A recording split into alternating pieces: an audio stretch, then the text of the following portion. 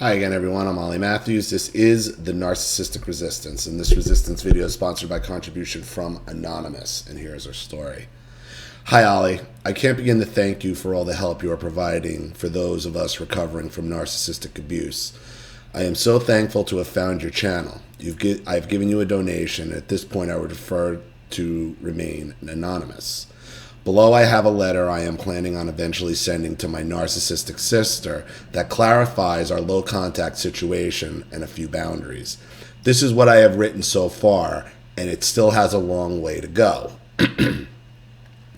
A little background. My mother is from England, and her father was an overt narcissist.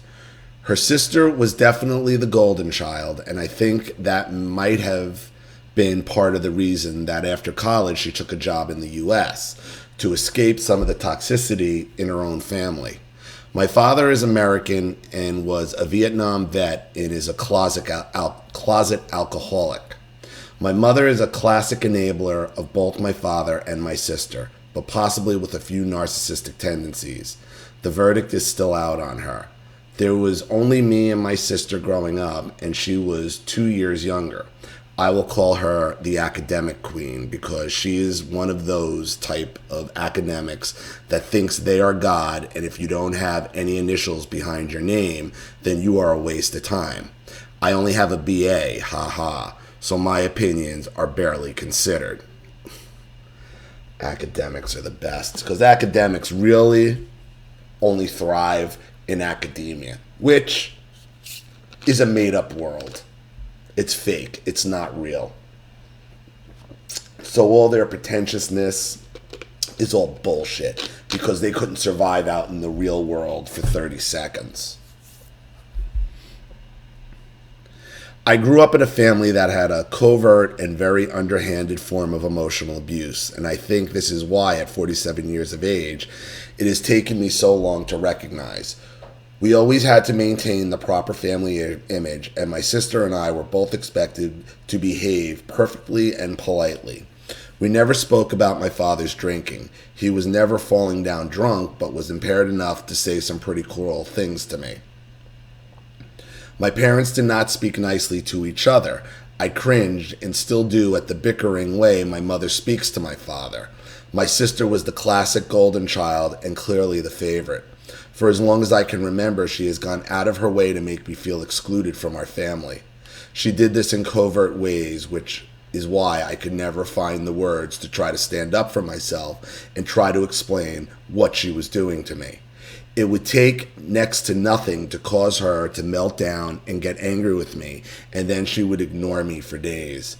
Because she was the favorite, I felt that if she hated me, so too did my parents. When I tried to talk to them, she would dismiss me and tell me to stop being so ridiculous. I remember distinctly a number of times my mother asking me to apologize to my sister to keep the family peace. This was even when we were adults. And let me explain to you, okay, how your sister was treating you as kids makes sense why she's an academic as an adult. Because academics like to talk down their nose to you. Look down their nose and talk to you. Your sister from a very early age tried to set up this relationship where somehow she was superior to you. And academia is a great shield for these type of narcissists to always feel superior to other people. In fact, I was always the one that had to give in to avoid upsetting my sister because my mom and dad did not want to deal with her anger. Additionally, in my family, there was little emotional validation or affection. I remember my parents constantly cuddling, coddling, hugging, and pampering the academic queen, but I was rarely offered a cuddle or love. I think it was in part my fault because at a young age I remember withdrawing from the family emotionally and physically because my sister seemed so much better and more important to me. And your parents set that whole scenario up. I withdrew too at an early age because I realized I was only going to be the only one there for me, not them. So you start withdrawing into yourself at a very early age when you realize that it's basically 3-on-1 at all times. That's how it was for me, 3-on-1 at all times. I felt abandoned, worthless, and like an outsider. You know that feeling. My parents never seemed to want to hear my thoughts, feelings, or opinions. Or when you did, they made fun of it, like mine. So then you stop talking to them altogether, and then that's why you withdraw. They wanted nothing to do with contrary opinions or thoughts. This is what I'm trying to heal from now. Thankfully, I have a patient husband and a great therapist. Anyway, my sister just recently went through a nasty divorce, which is going to raise her superiority complex on you, especially since you're still married. Of which I spent over an hour a week for 2 years listening to her constant lies about what was going on during the divorce. She would tell me one thing and my mother another. She would gaslight and claim she never said that. Oh, the triangulation. Her husband was depressed, suicidal, and had ADHD. He'd been out of a job for several months. I kept encouraging her to step in and help him out. I mean, if my husband had cancer, would I not help arrange his treatment and get him to and from the clinic? Mental illness is no different than physical illness, other than you can't see it so easily. But no, she claimed she was enabling him and that he needed to help himself, especially if he wanted to save the marriage. She treated him terribly, and I think he clued into her narcissism and started calling her out. That's what I was going to say. Sounds like the academic got challenged. And when the academic gets challenged, what do? See, I've had plenty of teachers that I've challenged, both in high school and in college. Okay, sociology professor in college, one, me and him used to go back and forth constantly. Other people he would throw out. High school, I had a history teacher that was this raging liberal. She'd throw me out because we get into these heated debates. That's what academics do when they can't win a debate. They throw you out. They throw you away. That's the academic narcissist. Will just throw you away when they can't win the fight.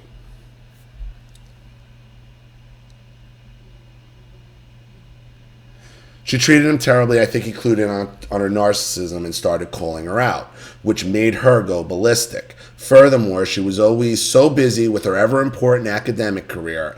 After all, she was the primary breadwinner. She used this excuse to belittle him and neglect the marriage. In the divorce, they used their only daughter as a pawn, and this was very stressful for me to see. My husband and I also have only one adopted daughter. We had to work so hard to have a child, and it is difficult for me to see someone taking their daughter for granted. Both daughters are 9 years old and have known each other since they were infants. The academic queen wasn't even fully divorced when she secured a new man in her life to boss around. They always need somebody else to boss around. I worry for her daughter, Ollie, who already shows signs of being a lot like her mom. Probably too late. Probably too late.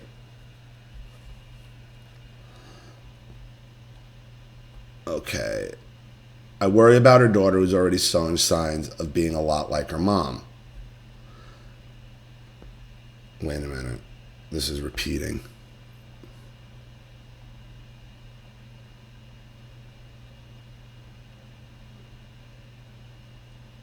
Okay, here it is. You put in you repeated a couple paragraphs. Anonymous. Okay. So the final straw for my relationship with the queen was a little over a year ago. I was trying to encourage her to get her daughter some counseling, as there had been a number of traumatic things both she and her ex-husband were doing to my poor little niece. That's going to make her freak out, because she's not going to want to go to a therapist unless she has her fully under control and brainwashed, because she doesn't want anything coming out against her where she's the issue. CPS was even contacted because my sister threw her husband out of the house and he was living in a car. I had been encouraging her to get counseling for her daughter for over a year. On that particular day, I was especially forceful, and she went into complete victim mode. You know the whole story, the gaslighting, the crocodile tears, the complete indignation. How could you say such things? Blah, blah, blah, blah, blah. And then the queen hung up on me. I couldn't get a word in edgewise. This is arguing with an academic. If this was her classroom, she'd be throwing people out. This is what academics do. The next day I texted her my usual obligatory apology with a plea that we figure out a better way to handle our conflicts, as I was starting to get a clue that this was not normal. And then she ignored me the rest of the week until the night we were supposed to talk on the phone again. The queen acted like nothing was wrong. I confronted her and she made a whole bunch of excuses, dismissing everything I was trying to tell her about how hurtfully she was behaving. At that point, I just knew something was not right with her and I couldn't do it anymore. So I wrote her an email saying I needed a break to take care of myself and I didn't want to contact with her for a while. So over a year later, there has been nothing but crickets between us. I feel sad that she really cares nothing about me. It's the way it always was.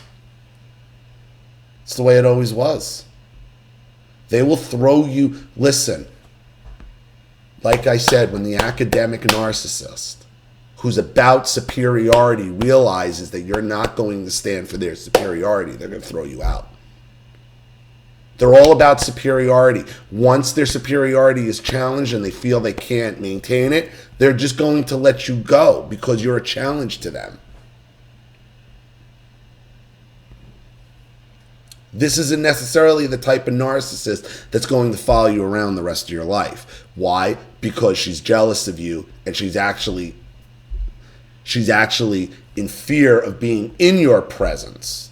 Because something in her needs her to feel superior to you in your presence.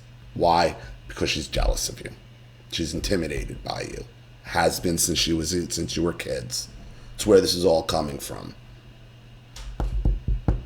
A healthy sister would at least check in. If you were going no contact, hoping she would check in, you're doing no contact wrong. Be happy she hasn't checked in. Take it as a lesson.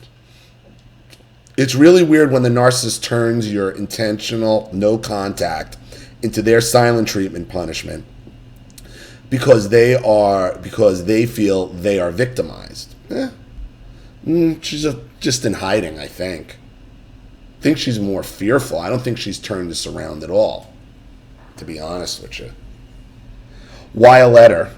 Well, I feel like I need to stand up for myself and I want to call her out. I don't expect anything in return and will delete the queen's reply. I will likely give a copy to my mom also to avoid my sister lying to my mom about what I have said. The academic queen has been working hard to get my mom over to her side through lies and exaggerations. And luckily, mom has done an okay job remaining neutral, but she is pressuring me a lot about the grandkids. Listen to me right now. Not only do you need to cut your sister out, your mother is getting off on this. Are you crazy? You have to understand all this starts with your mother. There's a reason why it was 3-on-1 your whole life. It's always going to be 3-on-1. You're not recruiting. You're just giving your mother what she wants. You're feeding her supply by watching her two daughters fight for her love. What are you doing? You can't do that. She got to go too. She got to go too.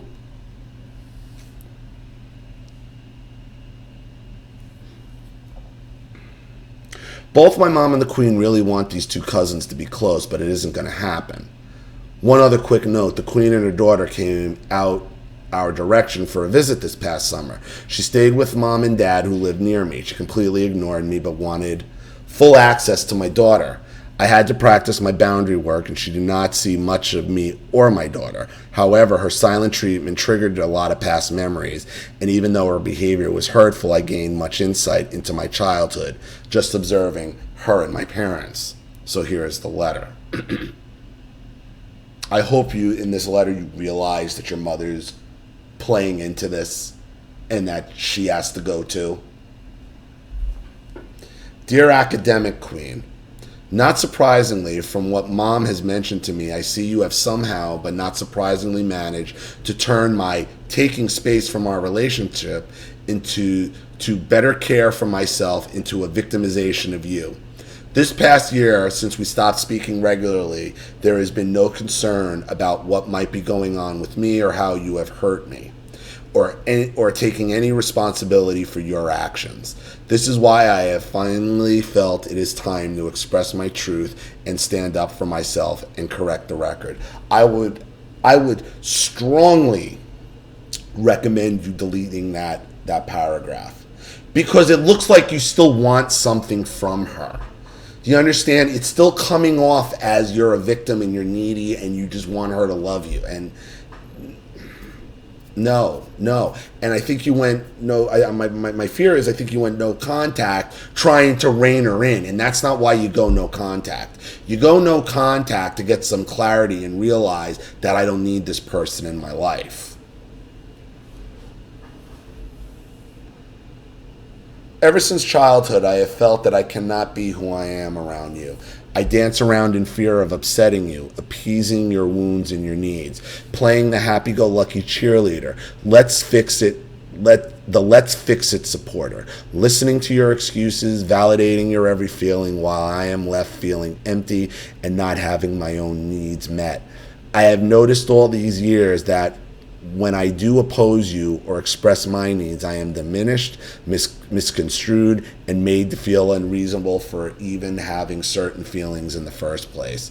I have observed that our conflicts are about how I have damaged you, and little consideration is given to my concern or feelings. There is no trust or safety in this relationship for me. We are stuck in a childhood pattern of conflict resolution and interaction that continues to disconnect us. From the jealousy, the competition, the superiority, the lack of support or nurturance, I can see quite clearly how unhealthy our relationship is, and I am coming to understand my role in it. I am taking responsibility for my actions and responses, and I am changing and starting to become more aware. As children and young adults, I remember feeling tremendously alienated and abandoned by our family when I witnessed you using techniques like the silent treatment and stonewalling in dealing with our conflicts. I was devastated by this covert form of punishment. Truly, I can't even remember a time when you have given me a heartfelt apology and accepted that you did something wrong. Instead, I would be the one to apologize just to keep the peace and to please our parents.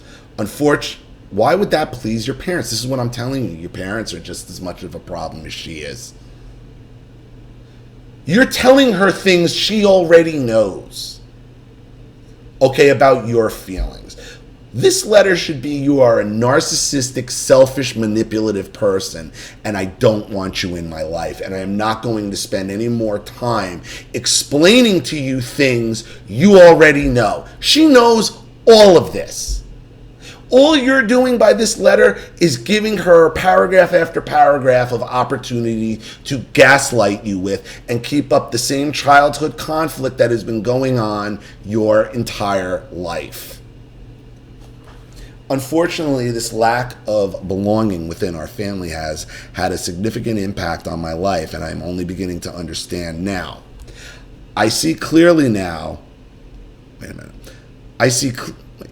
that this way of interacting was incredibly dysfunctional. Additionally, I remember you using our parents to side with you in our conflicts to triangulate them against me. So why are you mad at her? She was the child, they're the adult.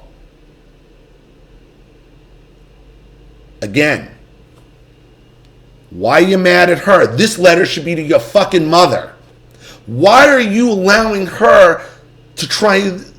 Why are you letting your parents off the hook in all this?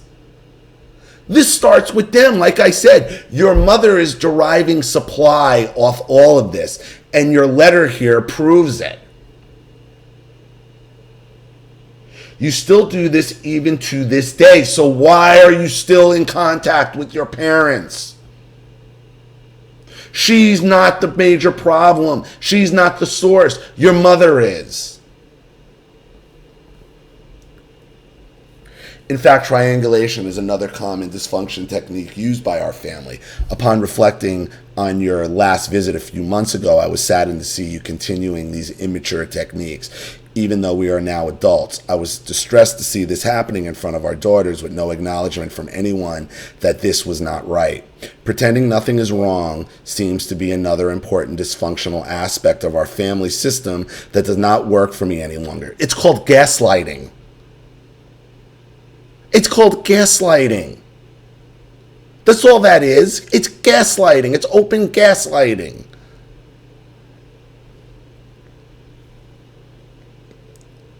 From my daughter's questions after our last conflict and after your visit, I could tell she knew something was wrong, and I could see this was impacting her in ways I did not like. I can't change you, nor do I have any desire to do so. I can only change myself and how I interact with you. I am not responsible for how you decide to interpret what I am trying to say, especially when I have rarely observed you asking to seek clarification from me with a desire for true understanding and compassion. This is why I cannot see much reasonable discussion occurring between us. I want to make it clear that things will never be like they were before. As you have seen, low contact would work best between us. Simple things like exchanges of birthday cards. Nope. No contact. No, there's no reason. Maybe an occasional Skyping session for the girls. Speaking of that, I would like you to understand that I am under no obligation to ensure that my daughter and your daughter have a close relationship.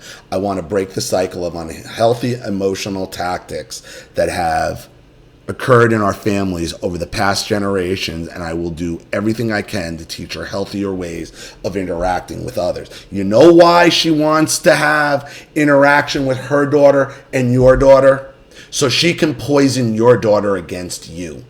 So she can teach your daughter to triangulate with her and her grandmother and learn how to talk down her nose to you the same way she does. Your daughter should have no contact with any of them. Why? Because they are dangerous. The buck stops here with me and my family. Love, Anonymous. Thank you for reading this, Ollie. I know it'll be amazing to hear it read out loud. Would love your thoughts on covert narc abuse. It is so difficult to grasp and pinpoint what is really going on. For me, it's like coming out of the fog. I am seeing that it is quite passive-aggressive too. Best wishes to you and your wife. Kindly, Anonymous. Well, you're still kind of in the fog, because you still haven't cleared the fog out enough. You know there's something there with your mother and father. You alluded to it at the beginning with the alcoholism. Your mother is the source of all this. Again, your mother is the source. You're still in the fog. You need to come out. You need to realize there can be no contact with these people, because your entire life you have been conditioned to feel inferior to all of them. So what, instead of 3-on-1, you want it 4-on-1 now? With your daughter and her daughter, 5-on-1? Maybe your husband will back you 5-on-2? That's what you're setting yourself up for by trying to maintain any type of relationship. You're still deep in it, because you're still allowing your mother to gain supply and the two of you fighting for her allegiance. You're never going to win the narcissist allegiance. Never. They gain too much supply over the battle. And you're still in the battle, and you don't realize who's pulling the strings. know who the narcissist is, and realize you'll never gain their allegiance. So I hope that helps. Thank you so much for your contribution and your story. Thank you to everybody watching. Please leave any opinions or advice in the comment section below. And again, if you want your story read on the channel, you have a topic you'd like me to cover, a narcissist you'd like to expose, you'd like to set up a Skype, a phone call, have a private video made, or a Facebook live chat, or you'd like to sponsor a video just like this for someone who needs help and can't afford it, or you just want to see the channel expand and grow and would just like to make a contribution to the channel in general, because that's always awesome too, well, you know what to do with the email and PayPal link in the description box. Also, please remember to like and share this video wherever you can. Subscribe to my channel if you haven't, and be sure to click the subscription bell to be notified of all my video uploads. I'm Ollie Matthews. This has been The Narcissistic Resistance.